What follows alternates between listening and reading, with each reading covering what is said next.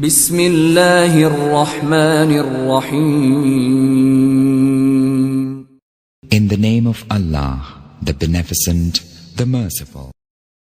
شروع اللہ کے نام سے جو بڑا مہربان نہایت رحم والا ہے۔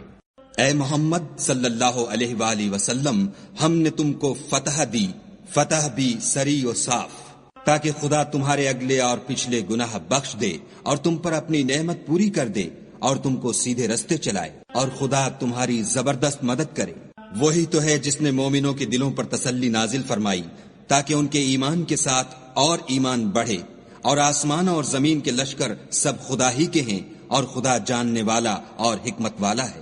یہ اس لیے کہ وہ مومن مردوں اور مومن عورتوں کو بہشتوں میں جن کے نیچے نہریں بہ رہی ہیں داخل کرے، وہ اس میں ہمیشہ رہیں گے اور ان سے ان کے گناہوں کو دور کر دے، اور یہ خدا کے نزدیک بڑی کامیابی ہے۔ اور اس لیے کہ منافق مردوں اور منافق عورتوں اور مشرک مردوں اور مشرک عورتوں کو جو خدا کے حق میں برے برے خیال رکھتے ہیں عذاب دے، انہی پر برے حادثے واقع ہوں اور خدا ان پر غصے ہوا اور ان پر لعنت کی اور ان کے لیے دوزخ تیار کی، اور وہ بری جگہ ہے۔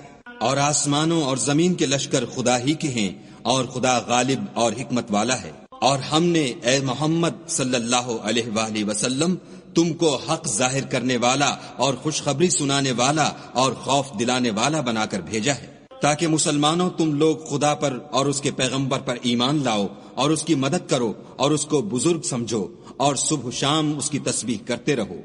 جو لوگ تم سے بیعت کرتے ہیں وہ خدا سے بیعت کرتے ہیں، خدا کا ہاتھ ان کے ہاتھوں پر ہے۔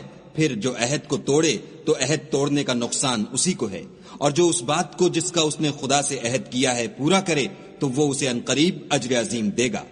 جو گنوار پیچھے رہ گئے وہ تم سے کہیں گے کہ ہم کو ہمارے مال اور اہل و عیال نے روک رکھا، آپ ہمارے لیے خدا سے بخشش مانگیں۔ یہ لوگ اپنی زبان سے وہ بات کہتے ہیں جو ان کے دل میں نہیں ہے۔ کہہ دو کہ اگر خدا تم لوگوں کو نقصان پہنچانا چاہے یا تمہیں فائدہ پہنچانے کا ارادہ فرمائے تو کون ہے جو اس کے سامنے تمہارے لیے کسی بات کا کچھ اختیار رکھے؟ کوئی نہیں، بلکہ جو کچھ تم کرتے ہو خدا اس سے واقف ہے۔ بات یہ ہے کہ تم لوگ یہ سمجھ بیٹھے تھے کہ پیغمبر اور مومن اپنے اہل و عیال میں کبھی لوٹ کر آنے ہی کے نہیں، اور یہی بات تمہارے دلوں کو اچھی معلوم ہوئی اور اسی وجہ سے تم نے برے برے خیال کیے اور آخر کار تم ہلاکت میں پڑ گئے۔ اور جو شخص خدا پر اور اس کے پیغمبر پر ایمان نہ لائے تو ہم نے ایسے کافروں کے لیے آگ تیار کر رکھی ہے۔ اور آسمانوں اور زمین کی بادشاہی خدا ہی کی ہے، وہ جسے چاہے بخشے اور جسے چاہے سزا دے، اور خدا بخشنے والا مہربان ہے۔ جب تم لوگ غنیمتیں لینے چلو گے تو جو لوگ پیچھے رہ گئے تھے وہ کہیں گے ہمیں بھی اجازت دیجیے کہ آپ کے ساتھ چلیں۔ یہ چاہتے ہیں کہ خدا کے قول کو بدل دیں، کہہ دو کہ تم ہرگز ہمارے ساتھ نہیں چل سکتے، اسی طرح خدا نے پہلے سے فرما دیا ہے۔ پھر کہیں گے نہیں، تم تو ہم سے حسد کرتے ہو۔ بات یہ ہے کہ یہ لوگ سمجھتے ہی نہیں مگر بہت کم۔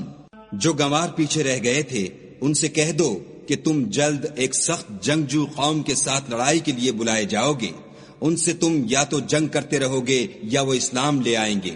اگر تم حکم مانو گے تو خدا تم کو اچھا بدلہ دے گا، اور اگر منہ پھیر لو گے جیسے پہلی دفعہ پھیرا تھا تو وہ تم کو بری تکلیف کی سزا دے گا۔ نہ تو اندھے پر گناہ ہے کہ سفر جنگ سے پیچھے رہ جائے، اور نہ لنگڑے پر گناہ ہے اور نہ بیمار پر گناہ ہے۔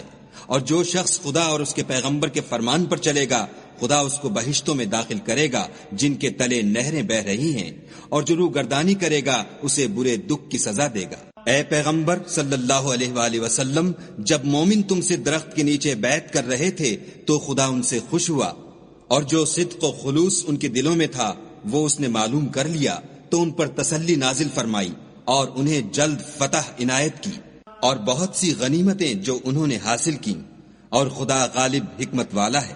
خدا نے تم سے بہت سی غنیمتوں کا وعدہ فرمایا ہے کہ تم ان کو حاصل کرو گے، سو اس نے غنیمت کی تمہارے لیے جلدی فرمائی اور لوگوں کے ہاتھ تم سے روک دیے۔ غرض یہ تھی کہ یہ مومنوں کے لیے خدا کی قدرت کا نمونہ ہے اور وہ تم کو سیدھے رستے پر چلائے، اور غنیمتیں دیں جن پر تم قدرت نہیں رکھتے تھے، اور وہ خدا ہی کی قدرت میں تھیں، اور خدا ہر چیز پر قادر ہے۔ اور اگر تم سے کافر لڑتے تو پیٹھ پھیر کر بھاگ جاتے، پھر کسی کو دوست نہ پاتے اور نہ مددگار۔ یہی خدا کی عادت ہے جو پہلے سے چلی آتی ہے، اور تم خدا کی عادت کبھی بدلتی نہ دیکھو گے۔ اور وہی تو ہے جس نے تم کو ان کافروں پر فتح یاب کرنے کے بعد سرحد مکہ میں ان کے ہاتھ تم سے اور تمہارے ہاتھ ان سے روک دیے، اور جو کچھ تم کرتے ہو خدا اس کو دیکھ رہا ہے۔ یہ وہی لوگ ہیں جنہوں نے کفر کیا اور تم کو مسجد حرام سے روک دیا، اور قربانیوں کو بھی کہ اپنی جگہ پہنچنے سے رکی رہیں۔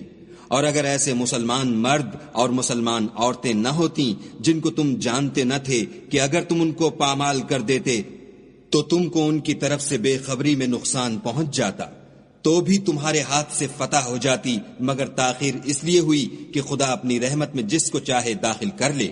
اور اگر دونوں فریق الگ الگ ہو جاتے تو جو ان میں کافر تھے ان کو ہم دکھ دینے والا عذاب دیتے۔ جب کافروں نے اپنے دلوں میں ضد کی اور ضد بھی جاہلیت کی تو خدا نے اپنے پیغمبر اور مومنوں پر اپنی طرف سے تسکین نازل فرمائی اور ان کو پرہیزگاری کی بات پر قائم رکھا، اور وہ اسی کے مستحق اور اہل تھے، اور خدا ہر چیز سے خبردار ہے۔ بے شک خدا نے اپنے پیغمبر کو سچا اور صحیح خواب دکھایا کہ تم خدا نے چاہا تو مسجد حرام میں اپنے سر منڈوا کر اور اپنے بال کتروا کر امن و امان سے داخل ہوگے، اور کسی طرح کا خوف نہ کرو گے۔